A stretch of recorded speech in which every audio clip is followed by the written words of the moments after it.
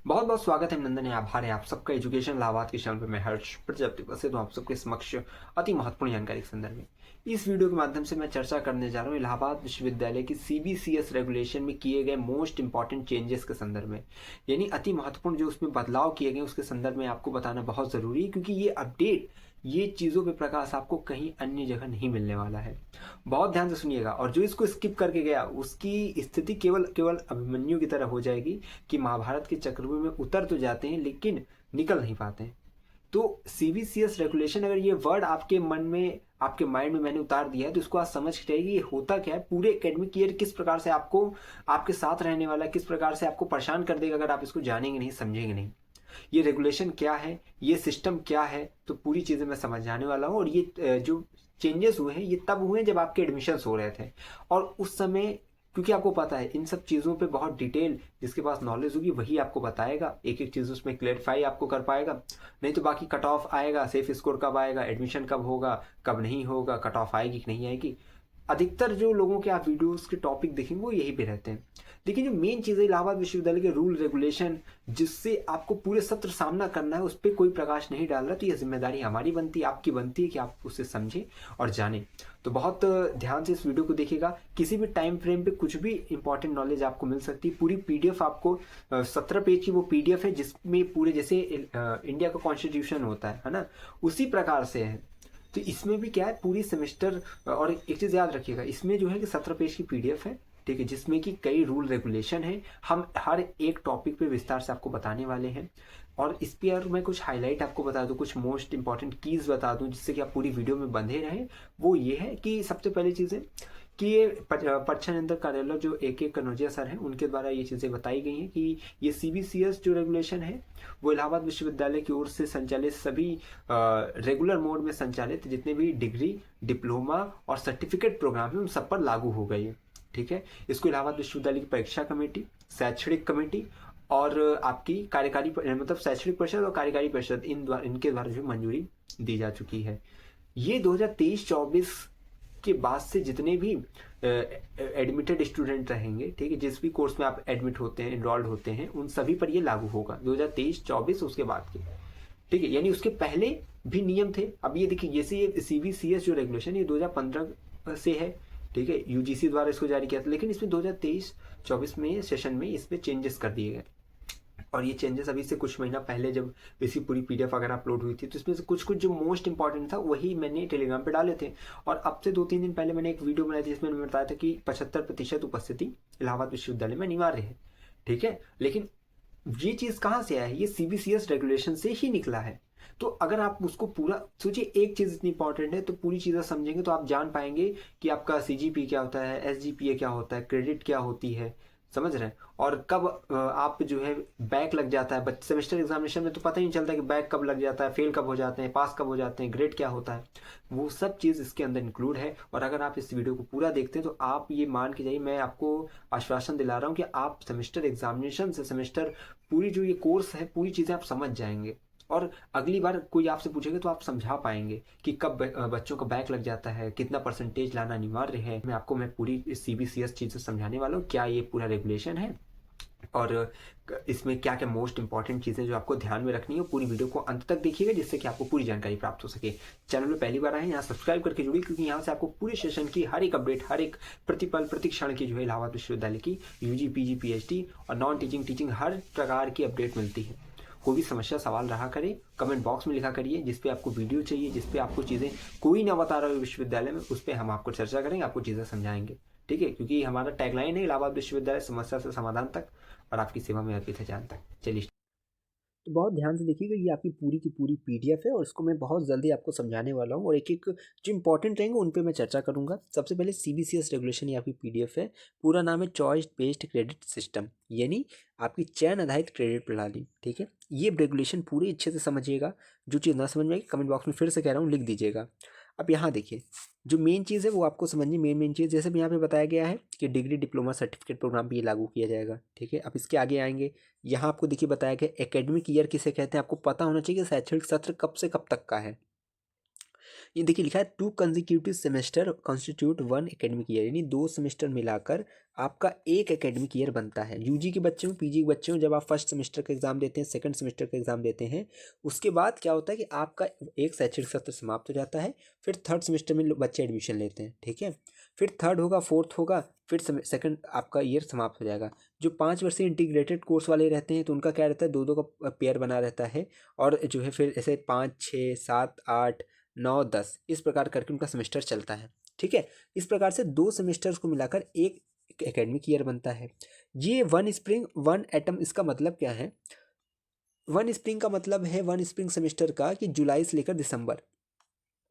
अभी इसको आगे मैं अभी इसी में लिखा हुआ है, अभी मैं और क्लियर कर दूंगा, अभी बता दे रहा हूँ, जुलाई से लेकर दिसंबर, ठीक है। और उसके बाद 1 एटम सेमेस्टर का मतलब है जनवरी से लेकर जून, ठीक है। तो आप ये देखेंगे कि आपके जो एग्जामिनेशन है वो इसी आपको जो फर्स्ट सेमेस्टर का होगा जुलाई से दिसंबर के बीच में हो जाएगा, और जो सेकंड सेमेस्टर का वो जनवरी से जून के बीच में हो जाएगा। दिसंबर में भी देखिए सेमेस्टर एग्जामिनेशन कंडक्ट हो ही चुका है, ये चीज़ आपको दिख ही रही होगी, और आपकी फिर जनवरी से लेकर जून के बीच में भी सेमेस्टर एग्जामिनेशन क्लियर हो जाएगा, और मार्च से पहले जो है आप सॉरी होली से पहले ही जो है होने की संभावना है। जब होगी तो हम चीज़ें आपको सूचित कर देंगे, ठीक है, जब भी होगा। अभी इसमें मत कर लीजिएगा कि जब भी, तो मैं अपडेट दूंगा आपको। अब आगे चलते हैं, देखिए आपको और चीज़ें बताते हैं। देखिए अब यहाँ पे अगर थोड़ा सा आप स्क्रॉल करके नीचे आते हैं तो यहाँ पे आता है सबसे पहली चीज़ क्रेडिट। क्रेडिट क्या है आपको पहले ये समझना पड़ेगा। जैसे अब हम बात कर रहे हैं यहाँ पे चॉइस बेस्ड क्रेडिट सिस्टम, ठीक है, सीबीसीएस की बात कर रहे हैं, तो पहली चीज़ आती है क्रेडिट क्या है। देखिए यहाँ पे लिखा है unit by which the course work is measured, यानी कि एक इकाई जिसके द्वारा पाठ्यक्रम कार्य को मापा जाता है, ठीक है, a unit by which the course work is measured. अब देखिए अब कई चीज़ें इसमें लिखी हुई है, इसको मैं आपको अच्छे से बता दे रहा हूँ। इसका सार क्या है वो ये समझिए कि सबसे पहले क्रेडिट क्या है, एक इकाई है ये जिसके द्वारा आपके पाठ्यक्रम का आपका कोर्स का कितना वर्क हुआ है इसको जो है मेज़र किया जाता है, मापा जाता है। अब एक क्रेडिट जो है ये बराबर किसके होती है, ये होती है एक सप्ताह, प्रति सप्ताह 1 घंटे के शिक्षण कार्य, यानी जो आपका लेक्चर वगैरह हो रहा है वो, और या 2 घंटे के आपके प्रैक्टिकल वर्क, फील्ड वर्क के बराबर होता है। और यही चीज़ यहाँ पे लिखा हुआ है कि 1 आवर ऑफ टीचिंग, ठीक है, लेक्चर ट्यूटोरियल, और 2 hour of practical work, field work.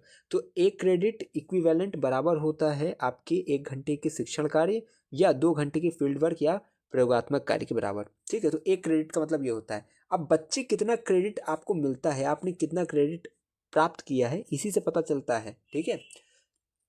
अभी आगे हम इस चीज़ें बताएंगे। देखिए लेटर ग्रेड है, ग्रेड पॉइंट है, इस सब में देखिए अभी ये तो आपको समझ में आ ही रहा है कि जो ये चीज़ें आपको मिलती हैं वो लेटर ग्रेड के अंतर्गत आ जाता है।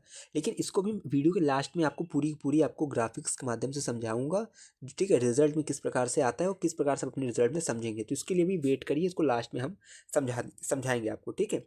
लेकिन फिर भी हम इसको एक बार जैसे सामने आ ही गया तो इसको मैं समझा दे रहा हूँ कि लेटर ग्रेड किस प्रकार समझिएगा, किसी पाठ्यक्रम में छात्रों के प्रदर्शन का सूचकांक है ये, ठीक है। लेटर ग्रेड क्या है, ये छात्रों के प्रदर्शन का सूचकांक है। इसको डिनोट करते हैं किससे, O A+। जैसे मान लीजिए अभी देखिए यही चीज़ें भी आधी जानकारी मत लेकर जाइएगा। जैसे कोई AB लिखा है तो इसका मतलब क्या, एब्सेंट है। F लिखा है यानी फेल है।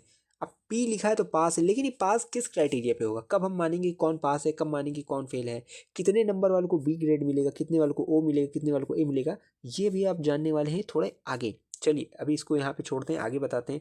ग्रेड पॉइंट के यहाँ लेटर ग्रेड के बाद आ जाता है आपकी ग्रेड पॉइंट। ग्रेड पॉइंट क्या है, प्रत्येक लेटर ग्रेड को आवंटित एक न्यूमेरिकल वैल्यू या संख्यात्मक भार को कहते हैं ग्रेड पॉइंट, ठीक है। यानी कि ओ को एक वैल्यू, नंबर वैल्यू मिली हुई है, ठीक है, इसको कहते हैं ग्रेड पॉइंट। ग्रेड पॉइंट कहाँ तक है, ग्रेड पॉइंट आपकी देखिए स्टार्ट हो जाता है 4 से, 5 से, 6 से, 7 से, 8, 9, 10 नंबर तक ही जाता है, ठीक है। यानी पी जो आपका यहाँ पे अगर देखा जाए लेटर ग्रेड है, ये पी जो है इसकी ग्रेड पॉइंट क्या है, इसकी पी की जो ग्रेड पॉइंट है वो 4 है। ये 4 क्या है, ये न्यूमेरिकल वैल्यू है, संख्यात्मक भार है, जो कि एक लेटर ग्रेड को दिया जाता है, यही ग्रेड पॉइंट की परिभाषा है। तो ग्रेड पॉइंट क्या है, ये एक नंबर है, ये नंबर किसको दिया जाता है, लेटर ग्रेड को दिया जाता है, ठीक है। अब इसको आगे हम पूरी पूरी चार्ट में समझेंगे। तो ग्रेड पॉइंट आप समझ गए, लेटर ग्रेड समझ गए, क्रेडिट पॉइंट क्या है, ये देखिए ग्रेड पॉइंट यानी grade point into number of credit, कितना आपका क्रेडिट है। और क्रेडिट अभी मैंने बताया ना कि प्रत्येक सप्ताह में 1 घंटे के साक्षर कार्य अथवा 2 घंटे के फील्ड वर्क को ही बोलते हैं 1 क्रेडिट। ठीक है, तो number of credit into grade point, इन दोनों के गुणनफल को ही क्या बोलते हैं, जो है क्रेडिट पॉइंट। ठीक है, इसको भी आगे हम और अच्छे से क्लियर कर देंगे आपको। ठीक है, अब आते हैं इसके आगे अगर देखा जाए, थोड़ा स्क्रॉल करते हैं, यहाँ देखिए एस आया। अब ये चीज़ें समझिए, एस क्या है, इसको बोलते हैं सेमेस्टर ग्रेड पॉइंट एवरेज। ठीक है, इसका मतलब क्या है, एक सेमेस्टर, देखिए एक चीज़ याद रखिए, एस है नीचे सी है। जब एक सेमेस्टर के लिए देखेंगे तो एस जब आप अपना आपकी आ जाएगी, जब सेमेस्टर एग्जामिनेशन देंगे तो उसके बाद जब आपका रिजल्ट आता है, ठीक है, तो आप जब अपना स्कोर कार्ड डाउनलोड करते हैं वहाँ पे क्या होता है, वो एस लिखा होता है। ठीक है, तो एस और सी में अंतर क्या है वो भी मैं आपको समझा दे रहा हूँ। देखिए एस क्या है, एक सेमेस्टर में छात्र के प्रदर्शन का माप है। ठीक है, इसको कैसे निकालते हैं, इसको अगर देखा जाए तो कुल क्रेडिट जितना होता है उसमें, मान लीजिए आपका कुल क्रेडिट यहाँ पे 100 है, छात्र ने प्राप्त किया 50, इसी का अनुपात क्या हो गया, एस समझ गए आप। तो ये चीज़ें हैं कि इसको किस प्रकार से निकाला जाता है कि प्राप्त कुल क्रेडिट और प्राप्त क्रेडिट का अनुपात ही क्या कहलाएगा, ये एस कहलाता है, यानी सेमेस्टर ग्रेड पॉइंट एवरेज। ठीक है, एस एक सेमेस्टर, ये एक सेमेस्टर के लिए होता है। अगर बात करें हम यहाँ पे सी के लिए, ठीक है, सी की बात करें तो यह सभी सेमेस्टर में छात्र के समग्र संचयी प्रदर्शन का माप है। ठीक है, छात्र द्वारा प्राप्त तथा सभी सेमेस्टर के कुल क्रेडिट के योग का अनुपात होगा, यानी कुल क्रेडिट मान लीजिए एक सेमेस्टर में 100 क्रेडिट है, फिर दूसरे सेमेस्टर में 100 क्रेडिट है, इन सबका योग और छात्र ने इन सब में से कितना प्राप्त किया, इसी का अनुपात जो है सी कहलाता है। मुझे उम्मीद है, मैं आशा करता हूँ मैं आपको समझा पा रहा हूँ कि ये सी एस क्या है। ठीक है, तो एस आप समझ गए, एक सेमेस्टर के लिए होता है, सी सभी सेमेस्टर के लिए होता है। तो उसमें क्या होता है, जितने भी सेमेस्टर में कुल क्रेडिट है उनको और बच्चे ने जितना प्राप्त किया उनका अनुपात जो है सी होता है। अभी सब निकालना भी हम समझा देंगे, समझा के देंगे, इसमें है ये सब, अभी लास्ट में मैं दिखा भी दूंगा। ठीक है, इसको आप ये PDF डाउनलोड कर सकते हैं विश्वविद्यालय की वेबसाइट से, आप CBCS PDF डालिएगा, इलाहाबाद यूनिवर्सिटी आ जाएगी। ठीक है, और मैं टेलीग्राम पे भी डाल दूंगा अपने। अब इसके बाद देखिए ये तो हो गया सी आगे अब आप देखते ये प्रोग्राम है कि कार्यक्रम कोर्स क्या है। ठीक है, प्रोग्राम के देखिए यहाँ पे बहुत सिंपल सी, an educational programme leading to award of degree diploma और सर्टिफिकेट। ठीक है, जो कि आपको यानी कि कार्यक्रम वो है जो डिग्री या डिप्लोमा और सर्टिफिकेट जो है बच्चों को प्रदान करता है। ठीक है, यानी शैक्षणिक ऐसा कार्यक्रम जो कि डिग्री डिप्लोमा ये जो है सर्टिफिकेट वगैरह प्रदान करता है, वो कार्यक्रम है। बाकी सेमेस्टर देखिए, अब सेमेस्टर आपको समझना पड़ेगा, each semester will consist of 15 से 18 weeks of academic work equivalent of 19 actual teaching days। 15 से 18 सप्ताह का शैक्षिक कार्यक्रम होगा। ठीक है, जो वास्तविक 90 दिनों का होगा। ठीक है, ये चीज़ें हो गई आपको प्रत्येक सेमेस्टर के इसमें जो है, फिर इसको जो है यानी कि 90 दिनों के वास्तविक शैक्षणिक दिनों को क्या कहेंगे, एक सेमेस्टर। तो सेमेस्टर की परिभाषा दी है कि एक सेमेस्टर 15 से 18 सप्ताह का होगा और एक्चुअल में 90 दिनों का टीचिंग डेज उसके अंतर्गत होगा, तो वो हम कहेंगे कि हम एक सेमेस्टर हो चुका। समझ गए आप। और इसी में जो है मैंने उस दिन बताया था 75% की उपस्थिति कि आपकी होनी अनिवार्य है, और नहीं हो पाएंगे तो एंड सेमेस्टर में फिर आप बैठ नहीं पाएंगे, और नहीं समझ रहे हैं तो वो दिक्कत आपकी है, फिर मेरा समझाना काम है, आपका समझना काम है। ठीक है, आगे देखते हैं। इसके बाद देखिए जो चीज़ें हैं वो मैं आपको समझाता हूँ। तो यहाँ पे आप एक चीज़ समझते जाइएगा, जैसे आपको पैटर्न समझ में आना चाहिए कि जब हमने PDF स्टार्ट की तो सबसे पहले यहाँ पे क्या था, स्कोप, एप्लीकेशन, कमेंसमेंट था। इसके बाद जो सेकंड जो पॉइंट था वो ये था डिफिनीशंस, जिसमें एकेडमिक ईयर की डिफिनीशन मैंने बताई आपको, CGPA, SGPA। ठीक है, और क्रेडिट क्या होता है। इसके बाद मैंने आपको चीज़ें यहाँ पे समझा दी, क्योंकि मैं सम अप करते जा रहा हूँ, ग्रेड पॉइंट, क्रेडिट पॉइंट, ये सिर्फ मैंने चीज़ें समझाई। अब भी उसका तीसरा पॉइंट है वो ये है, यहाँ पे आप देखिए नीचे आएंगे तो प्रोग्राम स्ट्रक्चर। ये प्रोग्राम स्ट्रक्चर बहुत इंपॉर्टेंट है, इसमें आपको बहुत चीज़ें समझ में आने वाली है, तो इसको बहुत ध्यान से देखिएगा। ठीक है, सबसे पहले आती है प्रोग्राम ड्यूरेशन, बहुत ध्यान से समझिएगा आप सब। Programme duration, the duration of an under graduate programme, post graduate programme and integrated programme shall be a minimum of 6 semesters. इसका मतलब मैं समझाता हूँ, स्नातक कार्यक्रम की कम से कम जो अवधि होगी वो 6 सेमेस्टर की होगी, यानी कम से कम उसमें 6 सेमेस्टर होंगे UG के लिए। PG का जो कम से कम 4 सेमेस्टर होगा। ठीक है, यानी कम से कम आपका उसमें कितना होगा अवधि, 4 सेमेस्टर की होगी। इंटीग्रेटेड एकीकृत कार्यक्रम की 10 सेमेस्टर की होगी, जैसे BLLB कोई कर रहा है तो 10 है उसमें, BCMC डाटा साइंसेस कोई कर रहा है, इंटीग्रेटेड प्रोग्राम है, एकीकृत पाठ्यक्रम है, तो 10 सेमेस्टर उसमें रहेंगे। PGMA कर रहे हैं 4 सेमेस्टर का रहेगा, MSc कर रहे हैं 4 सेमेस्टर का, UG अगर कर रहे हैं ठीक है तो वो 6 सेमेस्टर का रहेगा। यानी इस प्रकार से आपका रहने वाला है। तो ये बताया गया है कार्यक्रम की अवधि क्या है, तो इसको आप पूरा पढ़िए, ठीक है, या फिर जो मैंने इसमें बता दिया, देखिए यहीं पे आपको बताया गया द स्प्रिंग सेमेस्टर में be schedule between July December and autumn semester between January and June, ठीक है। जो मैंने बताया था कि एक शैक्षणिक सत्र में 2 सेमेस्टर मिलकर एक शैक्षणिक सत्र बनाते हैं, तो वो चीज़ यहाँ से आपकी मिलती है, ठीक है। आगे चलते हैं, आपको चीज़ें और समझाते हैं आपको। इसके बाद 3.2 में आ जाएगा आपका कोर्स कोड। यहाँ देखिए course code, each course shall, अब इसको देखिए इंग्लिश में आप समझ लीजिएगा, मैं आपको इसमें हिंदी में आपको समझा दे रहा हूँ, ठीक है। कुछ कुछ इसमें अगर जैसे नहीं समझ में आ रहा होगा तो आप मुझे बताइएगा, लेकिन मैं आपको समझा दे रहा हूँ। इसमें क्या है कि ये कुछ नंबर्स हैं, जैसे कि each courses shall have an alpha numeric code which include a 3 letter code representing the subject. जैसे फिजिक्स को रिप्रेजेंट करने के लिए, ठीक है, जैसे फिजिक्स है तो इसको करने के लिए PHY ये कोड है, ठीक है, ये कोड है। सोशियोलॉजी के लिए SOC ये कोड है। अब लिखा है एंड 3 डिजिट नंबर, यानी जो कोर्स कोड होता है वो किससे बनता है, 3 आपके पहले जो नेम होगा उनको ले लेंगे, ठीक है, यानी कि अल्फ़ाबेटिक रहेगा और फिर जो है न्यूमेरिकल वैल्यू रहेगी। तो नंबर आपको ले लेते हैं। तो एक चीज़ यहाँ बताया गया कि जितने भी अंडर ग्रेजुएट कोर्सेज रहेंगे विल हैव नंबर जो है रैंकिंग फ्रॉम 100 से 399 के बीच में रहेगा। अभी इसको मैं बता रहा हूँ यूज़ कहाँ पे होगा, अभी आपको समझ में नहीं आ रहा होगा। तो 100 से 399 अंडर UG कोर्सेज में रहेंगे। पोस्ट ग्रेजुएट कोर्सेज में क्या होंगे, 500 से लेकर 699 तक होंगे, ठीक है। PhD कोर्सेज में 700 से लेकर 899 के कोर्स रहेंगे। अब इसको मैं समझा दे रहा हूँ। ये देखिए आपकी कुछ और हैं, जैसे कोर कोर्सेज हैं, ठीक है, लैब कोर्सेज, देखते से इलेक्टिव कोर्सेज, इलेक्टिव मतलब होता है वैकल्पिक पाठ्यक्रम, ठीक है। 51 से 90 फाउंडेशन कोर्सेज में, 91 से जो है 99। फॉर एग्जाम्पल जैसे sociology SOC 101 represent a first year course in sociology, first year का जो है यहाँ पे रिप्रेजेंट कर रहा है कि ये जो है। अब देखिए मैं बता रहा हूँ, जैसे मान लो कोई PG कर रहा है, मान लीजिए MA पॉलिटिकल साइंस से जो होगा, ठीक है, वो बच्चे ध्यान से समझेंगे। आप सब अपना जो है फर्स्ट सेमेस्टर का रिजल्ट उठा के देखिएगा भी जाकर इस वीडियो के बाद।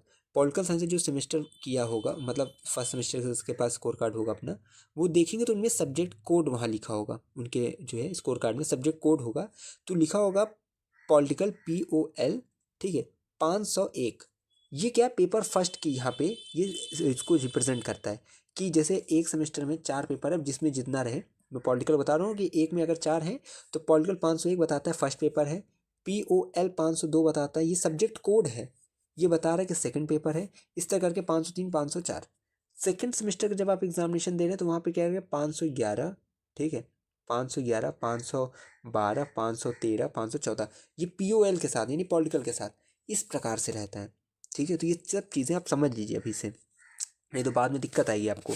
तो ये क्या फर्स्ट सेमेस्टर सेकंड सेमेस्टर में आपका कौन सा जो है आप जो कोर्स है चल रहा है इसका कोड होता है, तो इसको आप समझ लीजिएगा, अपने में देखिएगा। बाकी जिन बच्चों को ज़्यादा इसमें दिमाग नहीं लगाना है, मैंने समझा दिया कि कोर्स कोड होता क्या है, ठीक है। आगे से आप जो अनभिज्ञ न रहें कि ये जो आपके रिजल्ट में SOC 101 है इसका मतलब क्या है, तो आप रिप्रेजेंट कर सकते हैं कि ये मेरे सब्जेक्ट को दिखाता है और ये जो स्पेसिफिक नंबर है ये बताता है कि ये किस सेमेस्टर का किस पेपर का ये नंबर बता रहा है, ठीक है। तो अब आप समझ गए होंगे। आगे चलते हैं, आगे जो 3.3 पे आपको मोस्ट इंपॉर्टेंट है वो ये है कोर्स क्रेडिट सिस्टम, ठीक है, या स्ट्रक्चर संरचना, इसको आप समझिए। इसमें जो मेन चीज़ है वो मैं आपको समझा दे रहा हूँ कि जैसे स्पोर्ट्स है, यहाँ पे देखिए कुछ चीज़ें हैं कि स्पोर्ट्स, यहाँ NSS NCC ये गैर क्रेडिट गतिविधियाँ हैं, ठीक है, यानी कि अगर आप ये सब करते हैं तो इसमें आपको ये मत सोचिएगा कि क्रेडिट मिलेगा, ठीक है, ये सब क्रेडिट इसमें नहीं मिलता है। जैसे हम वहाँ पे जैसे अभी हम बात कर रहे थे ना कि क्रेडिट क्या है, तो वहाँ पे दिया जाएगा कि कितना 1 घंटे के शैक्षणिक और 2 घंटे की जो है प्रैक्टिकल लैब वर्क, ये सब मिलाकर एक क्रेडिट है, और इसमें से आप कितना प्राप्त कर रहे हैं वही जो है पूरी गणना की जाती है। लेकिन क्रेडिट के अंतर्गत जो है NSS NCC और ग्रेड जो है ये सब जो स्पोर्ट्स आ जाते हैं ये गैर क्रेडिट गतिविधियाँ हैं और उन सबको इसमें जो है नहीं देखा जाता है, ठीक है। तो ये सब चीज़ें इसमें जो है स्पष्टता लिखी हुई है, आप इसको एक बार पढ़ लीजिएगा। अब देखिए इसके बाद भी जैसे है कि व्यावसायिक पाठ्यक्रम, जैसे जो इसमें प्रोफेशनल कोर्सेज रहेंगे उनके लिए भी चीज़ें बताई गई हैं, ठीक है। अगर यहाँ पे अगर आप देखेंगे तो उसमें बताई गई है कि प्रैक्टिकल जितने भी रहेंगे जैसे प्रोफेशनल कोर्सेज, उसमें व्यावसायिक पाठ्यक्रम के लिए 4 से 6 सप्ताह की जो ग्रीष्मकालीन इंटर्नशिप कार्यशालाएँ प्रशिक्षण ये सब कराए जाते हैं, वो सब भी गैर क्रेडिट गतिविधियाँ रहेंगी, उनको भी इसके अंतर्गत क्रेडिट नहीं दिया जाएगा छात्रों को, ठीक है। तो वो सब चीज़ें हो गई। आगे चलते हैं ठीक है, इलेक्टिव कोर्सेज, वैकल्पिक ठीक है पाठ्यक्रम, ये सब चीज़ें, फाउंडेशन कोर्सेज, ये सब क्या है उनके संदर्भ में है। इसको भी एक बार आप चाहे तो पढ़ सकते हैं। हम आगे चलेंगे और आपको चीज़ें और बताएंगे। ठीक है, चलिए अभी यहाँ पे ज़्यादा इम्पोर्टेंट वगैरह नहीं है, आगे चलते हैं। एक सेकेंड, यहाँ पे देखिए जो आप हमने 1 2 3 पॉइंट तक चर्चा की, ठीक है, जितने भी इंपॉर्टेंट थे। फिर हम चौथे पे आता है स्टूडेंट इवैल्यूएशन एंड एग्जामिनेशन। इसका मतलब छात्र मूल्यांकन और परीक्षा। इवैल्यूएशन का मतलब होता है मूल्यांकन। अब पूरी पूरी चीज़ें यहाँ समझिए। देखिए पहली जो पॉइंट है वो है स्कीम ऑफ एग्जामिनेशन। ठीक है, परीक्षा की योजना। The scheme of examination shall be divided into 2 parts, internal assessment and end semester examination. ठीक है, इसका मतलब क्या है? इंटरनल असेसमेंट का मतलब होता है आंतरिक मूल्यांकन, और उसके बाद जो एंड सेमेस्टर एग्जामिनेशन यानी अंतिम सेमेस्टर परीक्षा। यहाँ पे आप समझिए ये 40% होता है। देखिए कहते हैं नहीं कंट्रीब्यूट, इनका योगदान कितना है आपके पूरे सेमेस्टर में? 40% आपका क्या हो जाता है, इंटरनल हो जाता है, और फिर जो है 60% आपका एंड सेमेस्टर एग्जामिनेशन कंट्रीब्यूट करता है टोटल मार्क्स में। यानी जो टोटल मार्क्स आपके बनते हैं उसमें 40% किसका होता है? इंटरनल का आपका आ जाता है, और 60% आपका एंड सेमेस्टर एग्जामिनेशन का हो जाता है, जिसे हम बोलते हैं एक्सटर्नल। ठीक है, तो ये चीज़ ध्यान रखिएगा, कोई चीज़ फालतू का नहीं होता जो आप में समझते हैं। जैसे हम यहाँ पे क्या है, अगर यहाँ बात करें तो हाँ, इंटरनल असेसमेंट के अंतर्गत क्या है, इंक्लूडेड क्या है आपकी, जैसे असाइनमेंट्स है, सेमिनार्स है, केस स्टडीज़ है, क्विज़ है, वाइवा है। क्विज़ मतलब प्रश्नोत्तर, ठीक है, प्रश्नोत्तरी, वाइवा, यूनिट टेस्ट, ये सब जितने भी हैं ये सब किसके अंदर? इंटरनल असेसमेंट के अंतर्गत हैं, आंतरिक मूल्यांकन के अंतर्गत। ये आपके टोटल मार्क्स में 40% अपना जो है इन लोग अपना क्या करते हैं, कंट्रीब्यूट करते हैं। 60% आपका जो है किसमें का होता है? वो आपका एंड सेमेस्टर एग्जामिनेशन का होता है। ठीक, तो आपके टोटल मार्क्स में इन सबका इतना योगदान रहता है। यही यहाँ पे स्कीम ऑफ एग्जामिनेशन बताया है कि टोटल मार्क्स किसमें से बनते हैं।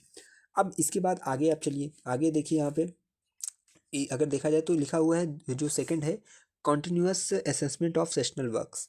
ठीक है, यानी कि सत्रीय कार्यों का सतत मूल्यांकन। ठीक है, सत्रीय कार्यों का सतत मूल्यांकन है। यहाँ पे जो चीज़ मोस्ट इंपॉर्टेंट है वहाँ पे हम आपको चीज़ें समझा देते हैं। ठीक है, यानी एक चीज़ याद रखिएगा, ये जो मेन मेन चीज़ है मैं आपको बहुत जल्दी इसको समझा देता हूँ कि जो आप ज़्यादा परेशान ना रहें। वो ये है कि आपका जैसे जब इंटरनल जिसे हम बात करते हैं तो वहाँ पे दो चीज़ें आ जाती हैं। पहला T1, ठीक है, term 1 term 2, T1 T2 examination आ जाता है, और फिर आता है मिड टर्म। ठीक है, और फिर एक्सटर्नल आ जाता है जिसमें आपका सेमेस्टर एग्जामिनेशन आता है। इन दोनों में 40-40% आपको ले आना अनिवार्य है।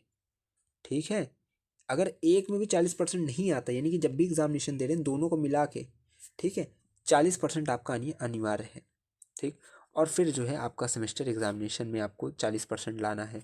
तो वही चीज़ यहाँ बताया गया, carry 20% marks of the course mid semester examination. Mid semester में आपको मिड टर्म में क्या लाना है? 20% लाना है। फिर आपका जो असाइनमेंट मतलब वाइवा, ठीक है, और जो प्रेजेंटेशन वगैरह हो रही है इसमें भी आपको 20% मार्क्स जो है कैरी करना है। ये चीज़ें हैं। ठीक, अब इसके बाद आगे समझाते हैं। और यहाँ पे अगर देखा जाए जो मेन मेन चीज़ें वो मैं समझाता हूँ। देखिए अब जो तीसरा जो यहाँ पे अगर देखें सी पॉइंट जो है वो एंड सेमेस्टर एग्जामिनेशन है। इसको बहुत ध्यान समझिएगा। एंड सेमेस्टर एग्जामिनेशन में अगर देखा जाए तो मेन चीज़ आपको यहाँ पे ध्यान रखनी है, जो मैंने आपको उस दिन बताया था 75% की उपस्थिति। सबसे पहले each semester shall have normally 90 teaching days excluding examination. Examination मतलब परीक्षा को हटाते हुए 90 दिनों का एक टीचिंग डेज रहेगा। ठीक है, अब शैक्षणिक 90 शैक्षणिक दिवसों में आपको 75% उपस्थिति आपकी होनी चाहिए। ठीक है, और यहाँ पे देखिए लिखा गया है, अगर आपको मान लीजिए कोई बीमारी है लाइक जो है इलनेस इट्स, ठीक है, तो आपकी 20% अटेंडेंस माफ़ कर दी जा सकती है अगर वो डीन या एचओडी के द्वारा जो है फिर वो मेडिकल जो आप लगाते हैं वो सर्टिफिकेट अगर वहाँ से फॉरवर्ड कर दिया जाता है, यानी कि वो सहमति देंगे डीन एचओडी, तब आपकी 20% की छूट आपको 75% में से मिलेगी। ठीक है, 20% की उपस्थिति आपको माफ़ कर दी जाएगी। दूसरा यहाँ पे केस क्या है, अगर आप एनसीसी एनएसएस या और कल्चरल एक्टिविटी में देश अपने जो है विश्वविद्यालय का देश का प्रतिनिधित्व करते हैं, उस कारण अगर आप अनुपस्थित रहते हैं तो भी आपको जो है 20% की छूट यहाँ पे दे दी जाएगी। ठीक है, डीन एचओडी की तरफ से।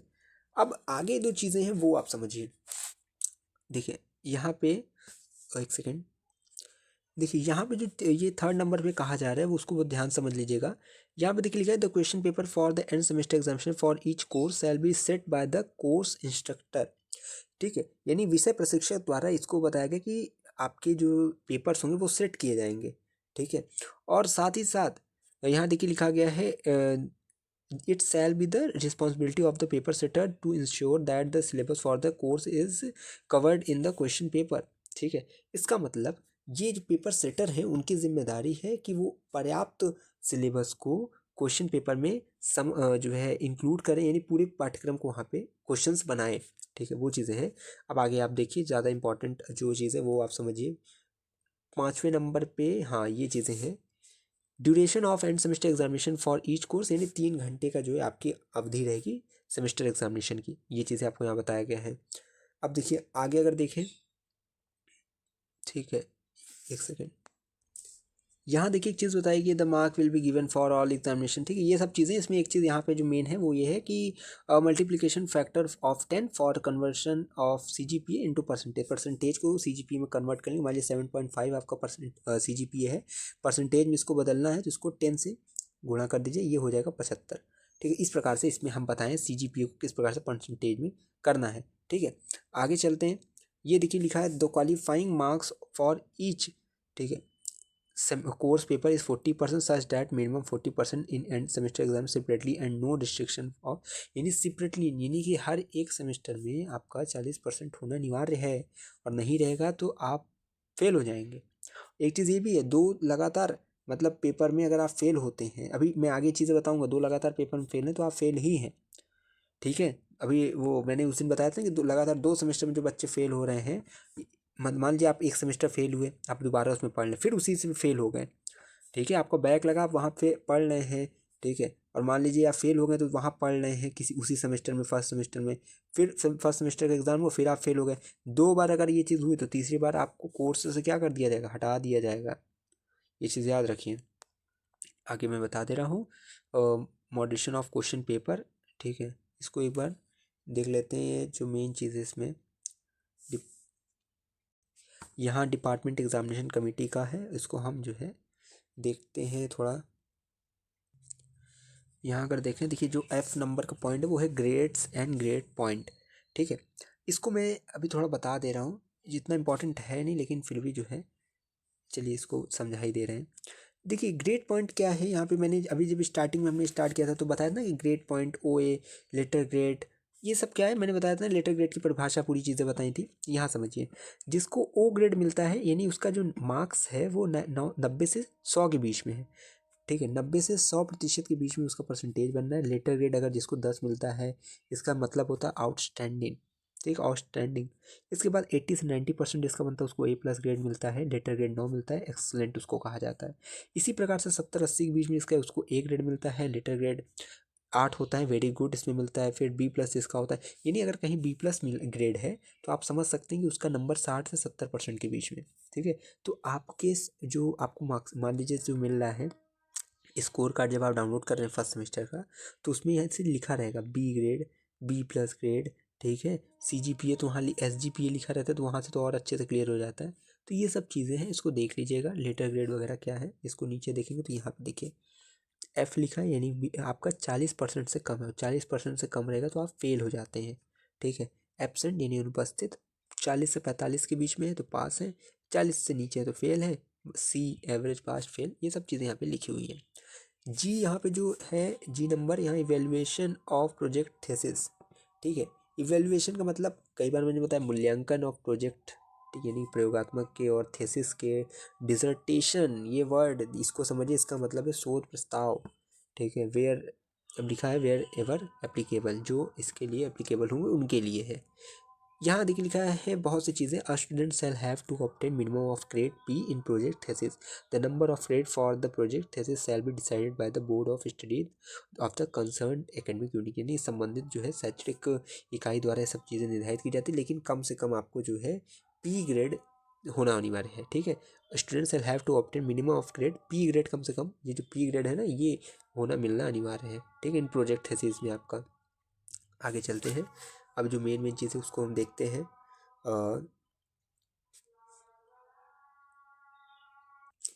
एक चीज़ देखिए यहाँ पे समझिएगा, यहाँ पे 4 है, ठीक है। यहाँ देखिए project thesis dissertation will be graded only at the end of the programme, ठीक है। यानी कार्यक्रम के अंत में आपके जो कोर्स है उसके अंतिम में आपको इसका जो ग्रेड दिया जाएगा, तो उसके लिए आपको परेशान भी नहीं रहना है।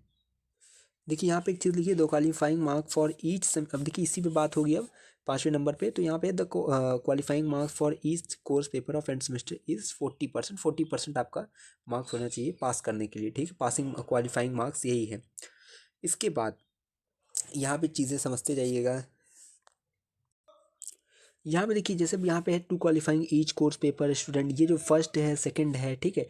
ये एनेक्सिलियर जो ए है अभी आने वाला, उसमें आपको मैं समझा दूंगा, ठीक है। उसमें बिल्कुल, उसमें ग्राफ से समझेंगे तो ज़्यादा आसान पड़ेगा आपको, ठीक है। अब यहाँ पे आप थोड़ा आइए इधर, ये क्या है यहाँ पे समझ लीजिए। जैसे लिखा है कि अगर in case a student has failed in the final semester the student will be permitted to appear in the additional examination, ठीक है। तो आपको जो है एक अलग से जो एग्जामिनेशन होता है वो 15 से 20 दिन में, वो उसमें जो है फिर पार्टिसिपेट कर सकते हैं, उसमें बैठ सकते हैं, फिर जो है आगे जा सकते हैं। वो चीज़ें भी मैं आगे बताने वाला हूँ। अब आगे देखते हैं जो मेन मेन पॉइंट हैं।